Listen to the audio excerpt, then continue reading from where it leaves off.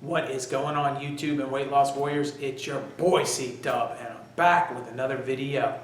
I want to talk to you guys today about whether or not OMAD is extreme and whether or not OMAD is right for you, and I want to do it right after this.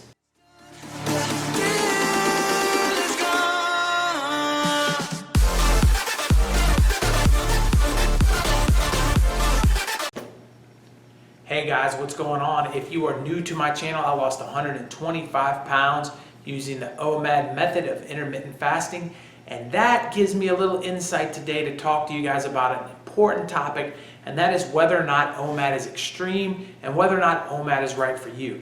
And I think it's important to broach this subject because there's so much information out there and there's so many people that call OMAD extreme. I see it all the time. And I definitely see it whenever someone is talking about intermittent fasting and they're pushing it towards more of the mainstream, and they get to topics of different kinds and they immediately say, well, there is this thing also of eating one meal a day, it's more extreme. And I think that what ends up happening is the public, as it grows and as it gets more educated on intermittent fasting, there's going to be more acceptance to intermittent fasting. And so as intermittent fasting gains acceptance, there are going to be people that still want to look at part of it and say, well, that may not be the way to go, or that may be the quote extreme side of it. And so that way you get a balance. If you're pushing your product onto somebody that already thinks negatively of it, then you're able to say, well, listen, no, this is healthy, but this is extreme. And I don't know if you want to go that route. So there's people that do it and they kind of are way over there and they're outliers, and you don't want to do that. That may be borderline unhealthy, but this isn't unhealthy. This is good. And it's easier for people to accept, to say, oh, okay, we were always right. Those people were the crazy ones. You're doing it a little bit smarter, so therefore you're okay. And I think that is an element that is always going to be there for OMAD. I don't think it will ever go away. But the question is are they right? And so, as you guys know, I am a success story of it, and I believe firmly in it. So no, they're not right. It's not extreme, but this is why it's not extreme. It's not extreme because it's more in line with the way we were supposed to eat. We have been eating, our entire existence as human beings in more of an OMAD-ish kind of way. Is it an exact science? No. Our ancestors weren't eating one time a day. There might have been days where they ate twice. There might have been days where they didn't eat. There might have been consecutive days where they didn't eat. But there was a pattern of long-term fasting with feasting. And that has been the way it has been for our ancestors since the beginning of time. So our bodies have gotten used to it. And so once we take a step back and we get into OMAD, it does not take our body long to adjust.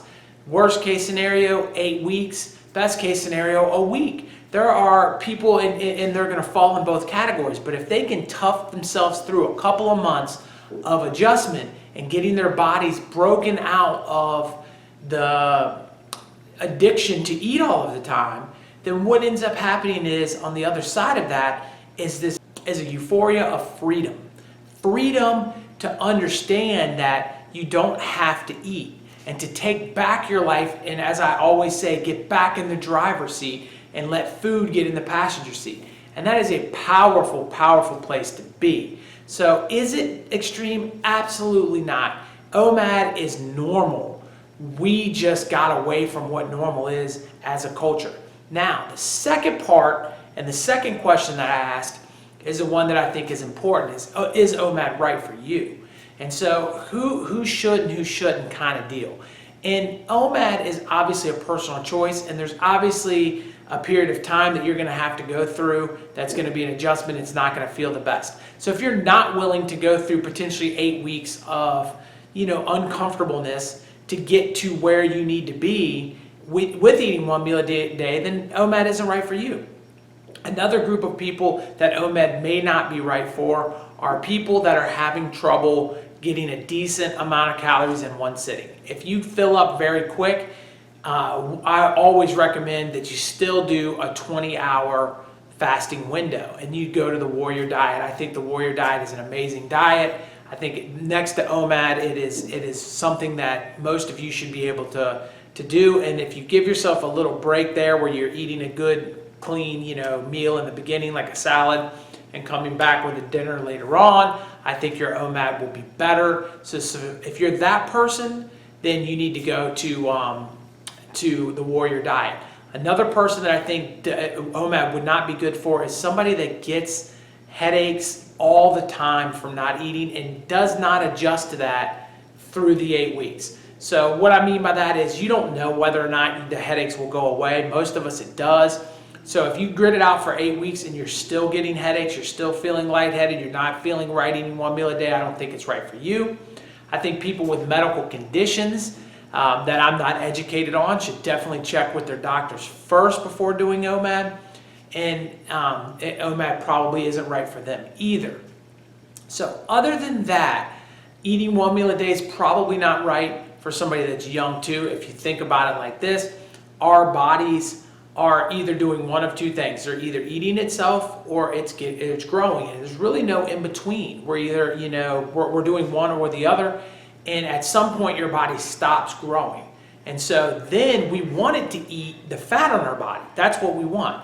So once our body stops growing up, the only way it can grow is out, and we want it to be able to use its fat and not grow out and keep us at a level where we're burning the fat for fuel as well as the fuel that we're adding into our body. But when we're young and we're still growing, we want to put enough food into ourselves to continue to grow. So I don't think that being, at a age that is, still developing and still growing all the way up through puberty, I don't think it's right for those people to really break into intermittent fasting, and definitely not OMAD. So, and then last but not least, I think that it's not right for anyone that doesn't feel that it's right for them. And so, if you're watching the video and you're like, it's not for me, then it's not for you. You're probably wrong, but it's not for you. And so forcing, OMAD on somebody is never the right way to go. So if you're having those feelings, take a step back. Maybe you're just not ready at this part of your life to get into one meal a day. I do think though that if you are thinking about it and you're feeling like it's something that you want to give it a try, give it a good solid 2 months. And if you aren't a totally different person at the end of that 2 months, maybe you're right and it's not for you. But for those of you that grit through that and you feel good and you're doing the right stuff on it, I think you'll see the comments will be flooded with people that tell you that it is great for them and that they feel wonderful. And OMAD isn't extreme. It actually is easy. And I know that may sound crazy for those of you that are starting your journey, but I can tell you 17 months in that OMAD for me is easy. And so I think you can get there too. I hope you appreciated the video. My face is going to pop up. Click on it, subscribe, check out some of these other videos, stay on my channel, help support me so I can grow the Weight Loss Warriors and I can grow this OMAD army. I appreciate all of you. I'll talk to you on the next one. Peace.